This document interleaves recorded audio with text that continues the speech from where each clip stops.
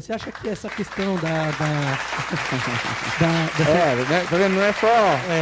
viu? Dessa sua Aham. nesse momento do início ali de responsabilidade, né, e tal. Você acha que tem a ver com essa questão talvez do abandono do seu pai?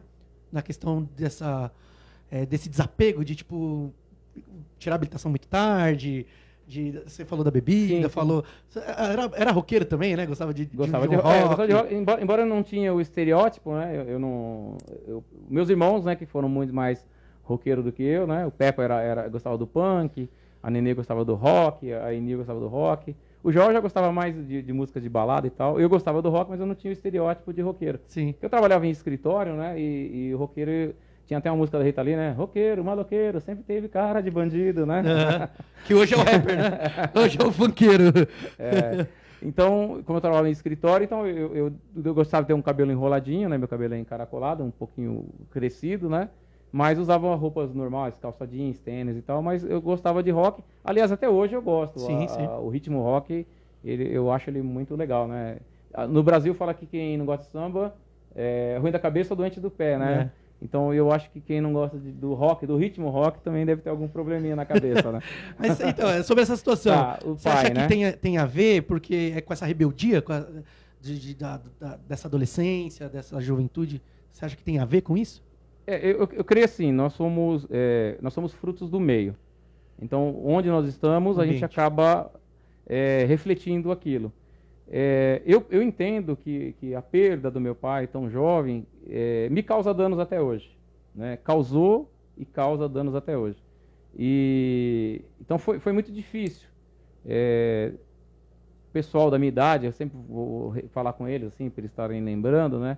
Então chegava no final de ano, tinha aquelas músicas de Natal, para mim aquilo ali era um tédio, cara, um tédio fora de série. Se vocês, não sei se tiveram, não lembro agora, eu fiz aniversário, minha única festa de aniversário, fui eu quem fiz, eu tinha 50 anos. Quando eu fiz 50 anos, foi minha primeira festa de aniversário, né? Então eu sou desapegado dessas coisas. Então, tem aquele esquema das linguagens de amor, né? Sim. Então, eu não sou muito de muito abraço, toque físico, trocas de presente, não sou muito de ficar com palavras de autoafirmação. Só que é o seguinte, cara, me chamou, presença. Sou presente. Você me chamou, presença. Sou presente. Então eu gosto de estar ajudando as pessoas, eu gosto de estar presente, eu gosto de socorrer as pessoas. Então, assim, às vezes a pessoa pode olhar e falar, esse pastor é duro, né? Tem gente que fala, é militar, tal. Então, a minha carreira militar foram 27 anos dentro da caserna. Ali não tem mamãe, não tem papai, entendeu? Você tem que se virar mesmo. Você tem é a lei da selva. Você tem que sobreviver no meio da selva. Então, o meu pai, a ausência do meu pai, com certeza, ele me causa danos até hoje. Por exemplo, cara, eu não tenho dificuldade com separação. Não tenho, não sofro. Não sofro. Com rompimento de relacionamentos, assim, independente de quais. Independente, não tenho, cara. Então, se você é meu amigo, está comigo, então você fala, ó, valeu cada um pro seu lado? Valeu cada um pro seu lado. Não sinto nada, cara, porque pra mim, quando eu perdi o meu pai, foi o maior trauma que eu pude viver numa separação, foi o rompimento com o meu pai, né? Então, você vê, isso é uma sequela, eu entendo, sim, de ter perdido o meu pai. Então, hoje, eu não lidei ainda com a morte, né? Uma morte direta. Eu não sei como é que eu vou lidar com essa situação, né? Graças a Deus, minha mãe tem 81 anos, indo para 82, meus irmãos são todos vivos, né? Os meus cunhados, cunhadas, sobrinhos, sobrinhas, né? Então, quer dizer, a família está toda aí intacta pela misericórdia de Deus. Deus tem sido generoso comigo. Não sei como é que eu vou reagir a isso. Perdi meu pai em 2014, mas foi um sentimento um pouco diferente, porque para mim foi um fim de um ciclo. Ó, está acabado. A partir de agora, tudo que poderia reverter, acabou. Não tem mais. E eu acho que também, até pela fala do pastor, a dificuldade também que vocês tiveram depois disso, né? Sim. Caramba, o que nós vamos comer? De um irmão ter que ir trabalhar e o outro ter que se desdobrar. Vocês saíram de uma infância muito rápida, né? Para se tornarem adultos. Sim, até a pastora fala muito sobre isso, né? É a criança adultizada. Sim, você tem que encarar a vida, né, cara? E aí tem porque aquilo. Era sua mãe e os filhos. Sim. Os mais velhos tinham que fazer alguma coisa. Então, assim, não sou perfeito em tudo, mas eu sei fazer parte hidráulica, eu sei fazer parte elétrica. Eu mexo nas coisas, mas eu aprendi como? Na casa da minha mãe. Fazendo. Então, o meu irmão mais velho, eu lembro quando a Sabesp era água de poço, e eles colocaram a água lá nos anos 70, lá. Finalzinho de 70, início de 80. O meu irmão mais velho, né, e eu, que pegamos a água no Cavalete Sabesp e levamos até a caixa d'água da minha mãe, e fazendo rosca de cano. Naquela época tinha umas peças de fazer rosca, né? E você passava tintas arcão e enrolava, que não tinha cola tigre, não tinha essas coisas assim. E tá funcionando até hoje, né? Tem muita coisa da parte elétrica da minha mãe que tá funcionando até hoje, que foi a gente que fez. Então, isso que a sua mãe falou, eu tive que me tornar um adulto precoce.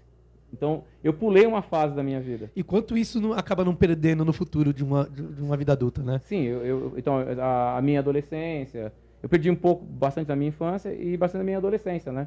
Então, eu sou dos anos 80, né? Tem muita gente que gostaria de ter nascido nos anos 80. Os anos 80 foram maravilhosos. Foi onde começaram a vir as tecnologias, né? De instrumentos musicais. Foi onde começaram a vir satélites. As descobertas começaram nos anos 80. Até o pessoal falar que aqueles descobertos stealth lá, que são da linha da área 51, do negócio de alienígena e tal. Fala que o pessoal começou a desenvolver, não sei. Os anos 80 foi muito poderoso na questão musical, né? Na questão política, né? A queda do Muro de Berlim, né? Lá em 89. Tudo isso aí, né? Foi nos anos 80. Então, mas foi uma fase que quem viveu os anos 80 intensamente é apaixonado pelos anos 80. Mas eu tive uma quebra. Porque em 86, eu ainda era um adolescente, eu casei.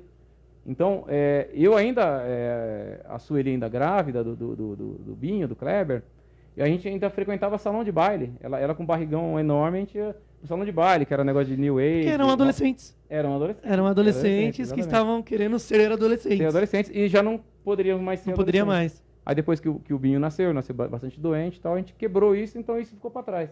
Os meus amigos, né, eles continuaram indo para as festas, fazendo os passeios e coisa e tal, e eu era um cara casado.